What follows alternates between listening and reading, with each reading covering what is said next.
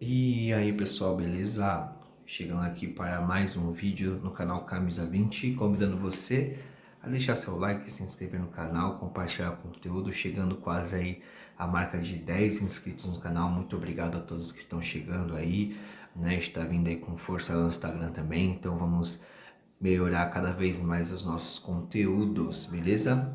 O jogo em análise de hoje é o jogo entre Pato Basquete e Fortaleza basquete cearense, né? Jogo que aconteceu ontem, tá lá em Pato Branco, no Paraná, certo? E um jogo que, cara,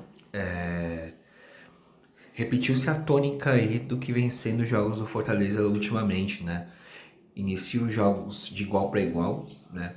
E no miolo do jogo acaba sempre perdendo o jogo, né? Por mais que no terceiro quarto dessa partida venceu por um, mas o segundo quarto tomou uma abertura de 8 pontos e aí teve que se recuperar no final, não conseguiu aí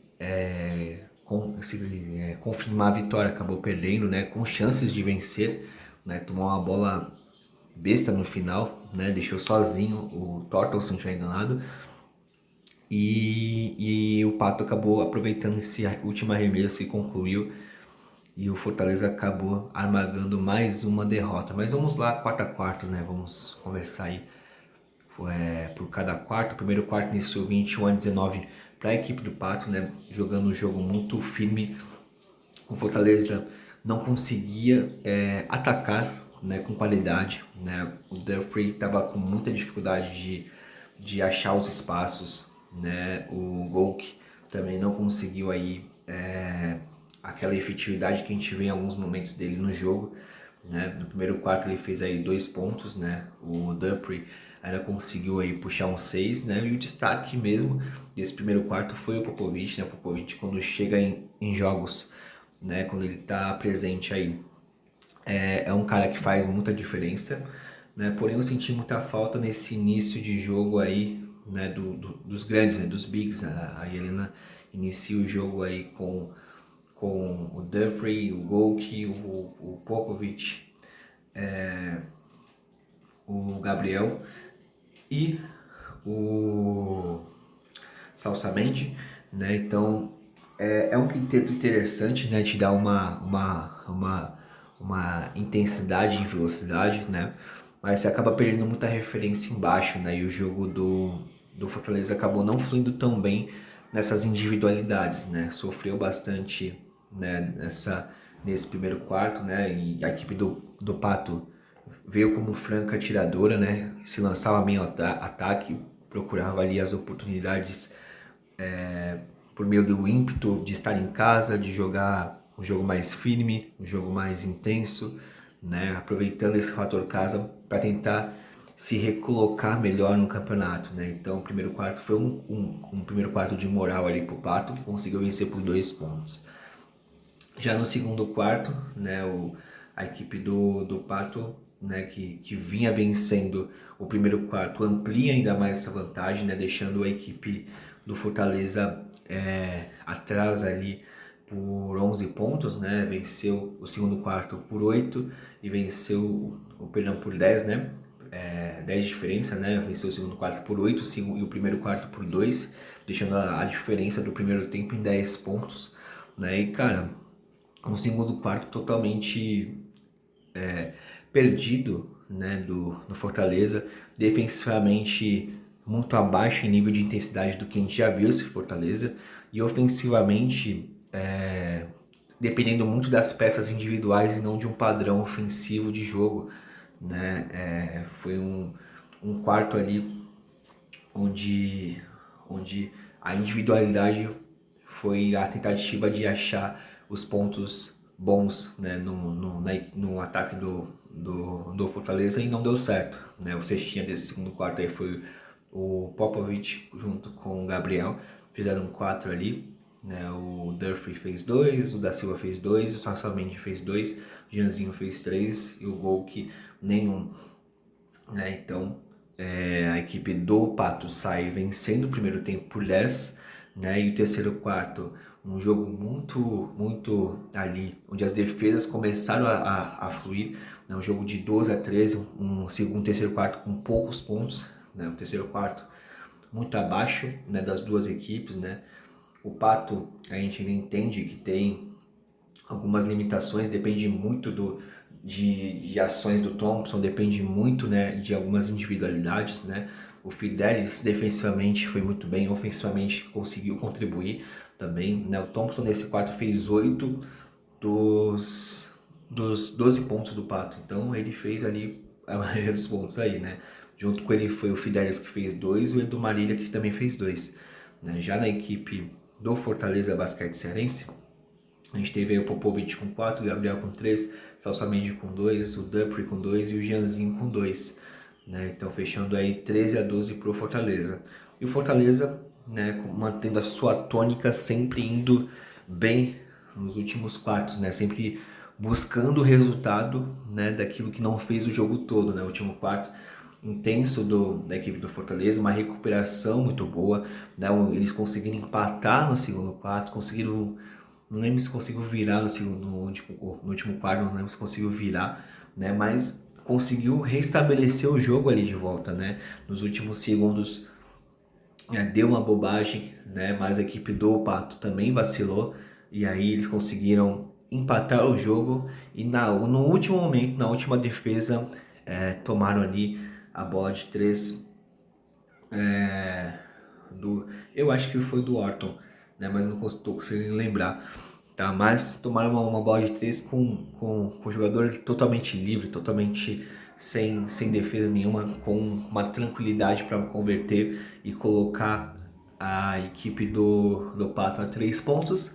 E ainda tinha uma última bola em 0.7, mas a jogada foi totalmente defendida pela equipe do Pato, fez com que o gol que recebesse uma bola quase que no meio da quadra, teve que jogar jogada de gancho e nada feito, né? Vitória aí para a equipe do Pato. O Pato Basquete que teve aí como destaque aí no jogo o Thompson, né, que vem sendo esse cestinha da equipe com 16 pontos, o Orton fez 13 e o Fidelis fez 11, tá? Já nos rebotes, o Fidelis pegou 7 rebotes, o Grigor pegou 6, Edu Marília pegou 6 também. Já nas assistências, o Naka deu 4 assistências e o Orton deu 3 assistências aí. Fechou? Fechando os destaques aí do jogo aí do Pato.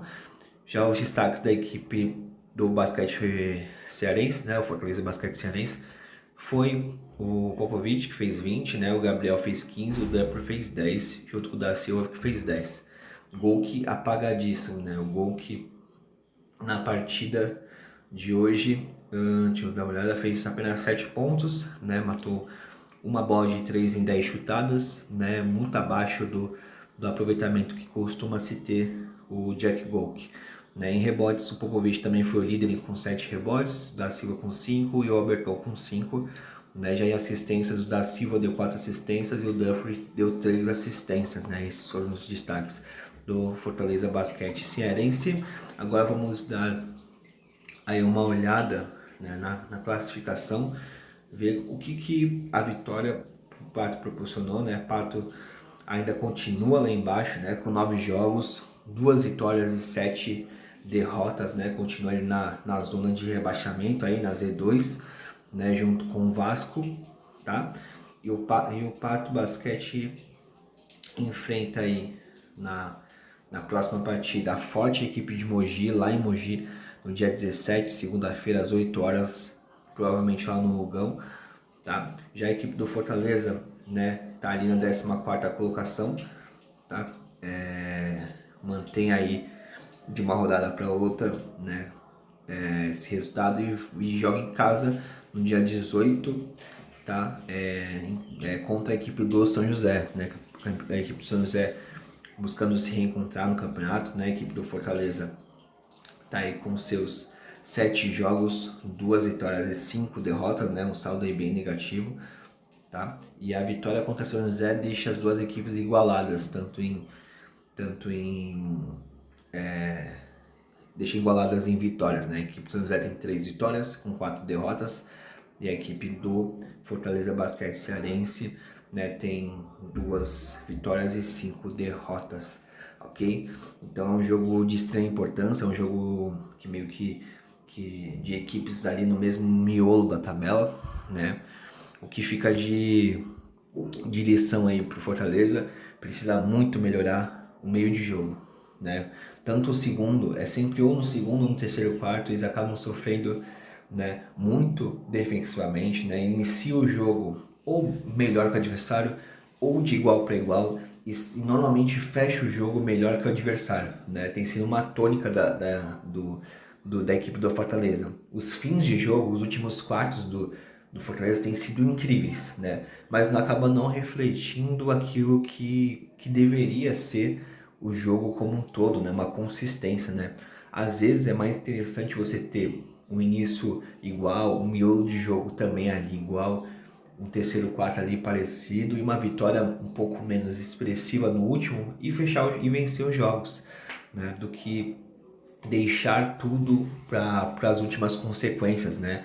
E assim, no NBB não tem essas brechas, né? Dá pra ver tipo uma equipe como o Pato que estava mal no NBB com apenas uma vitória, né, em 6 jogos, se deixou ali eles conduzirem, gostarem do jogo, estando em casa e tudo mais, e acabaram levando a melhor, né? Acabaram vencendo o jogo. E assim, uma vitória do Pato que não foi uma vitória das mais expressivas, o estou de volta, não. Foi uma vitória que passou muito da postura do Fortaleza nesse jogo, né? Não sei se eles entraram achando que já ia vencer o jogo de qualquer forma, né? Eu vi um Fortaleza hoje completamente diferente dos outros jogos, né? Um Fortaleza que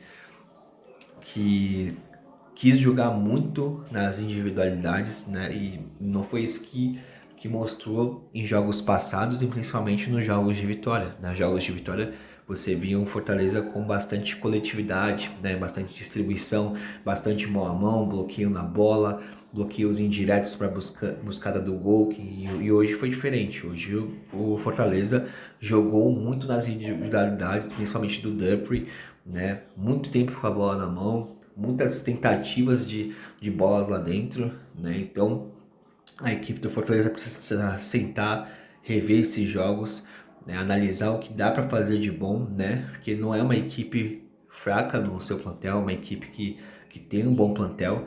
Ainda acho que precisa ter um armador de uma característica diferente do que tem o Jeanzinho e o Dupree, que são basicamente a mesma dos dois. Os dois são dois armadores pontuadores, armadores agudos à cesta, né? Talvez ter um armador com, pensando mais o jogo, fazendo com que a equipe jogue mais, que tenha um passe diferenciado, tipo o, o Versola do São José, tipo o próprio Davizinho do União Corinthians, o próprio Ruivo do Mogi. É um cara desse perfil, um cara desse calibre para poder fazer essa roda, né? Essa roda do Fortaleza funcionar, que tem boas ideias com a Helena e tem boas execuções com o Gol, com o Popovic, com o próprio Salsamendi, o Gabriel, o da Silva, o Aberton, né? Talvez seja uma peça que deu um up nesse time, né?